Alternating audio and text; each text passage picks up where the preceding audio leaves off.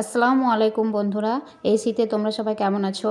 আজ Raisa and Ramisa kitchen থেকে মজাদার একটা ভিডিও নিয়ে চলে এসেছি। ভাপা পিঠে ভালো লাগলে লাইক কমেন্ট শেয়ার করে দিও। আজকে বানাবো ভাপা পিঠে বা ধুকি। তার জন্যে চালের গুঁড়ো নিয়ে নিয়েছি 3 বাটি, আর সামান্য পরিমাণে দিব লবণ। এটাকে ভালো করে মিক্সড করে নিতে হবে। চলো, অল্প অল্প করে এইভাবে জল দিয়ে আটাটাকে মেখে নিতে হবে। দেখুন কিভাবে মাখছি আমরা। অল্প অল্প করে জল দিতে হবে। বেশি জল দিয়ে দিলে ধুকি বা ভাপা পিঠে যাই বলেন ওটা হবে না।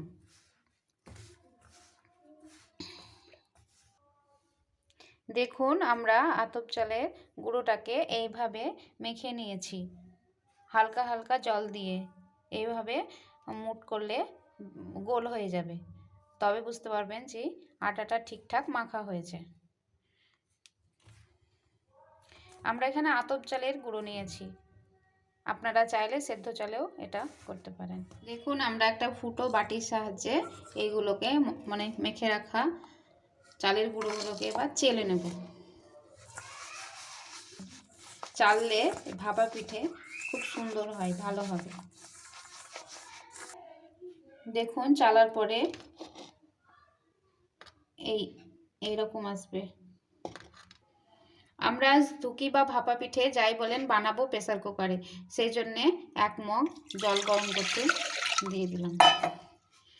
ঢাকনা লাগিয়ে এবার এই সিটিটাকে খুলে নিতে হবে, তারপরে জলটা গরম করতে দিতে হবে।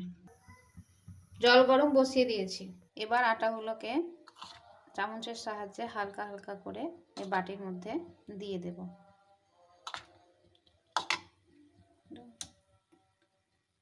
এবার পাটালি গুড় বা ভিড়ে যাই বলেন এটা মধ্যে দিয়ে দিলাম। ধুকিটা খেতে টেস্টি হয়। দেখুন হয়ে গেছে আমাদের। এবার ওপর থেকে ঢাকনা লাগিয়ে দিয়ে দেখুন আমাদের প্রেসার কুকারে জল গরম হয়ে গেছে, বাষ্প উঠছে। এবার এটাকে এইভাবে দিয়ে দেবো। দেখুন আমাদের ধুকি হয়ে গেছে। বুঝবেন কিভাবে? এই ফুটোগুলো দিয়ে, এই 3টে যে ফুটো আছে এই ফুটোগুলো দিয়ে বাষ্প বেরোবে, তাহলে জানতে পারবেন যে ধুকিটা তৈরি হয়ে গেছে। দেখুন আমি নামিয়ে দেখাচ্ছি, বাড়ি দিয়ে দেখবেন তৈরি হয়ে গেছে।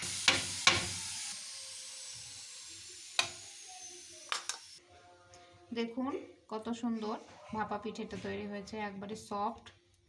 এই দেখেন নরম। একটা তো করলাম পাটালি গুড় দিয়ে, এবার করব ঘি আর চিনি দিয়ে। সেই জন্যে ঘি 1 চামচ ঘি এতে দিয়ে দিলাম, 1 চামচ মতো চিনি এর মধ্যে দিয়ে দেব।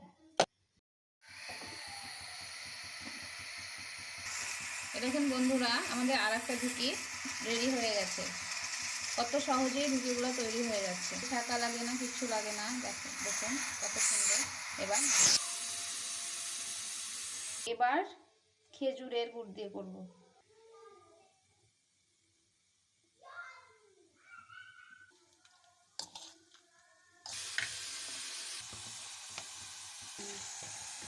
দেখুন বন্ধুরা এটা আমরা কিছুই দিইনি, শুধু নুন দিয়েই করেছি।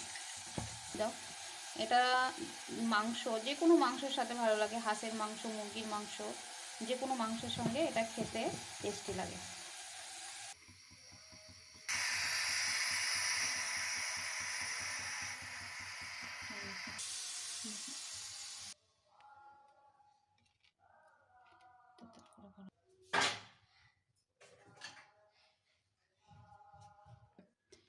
দেখুন বন্ধুরা কত সুন্দর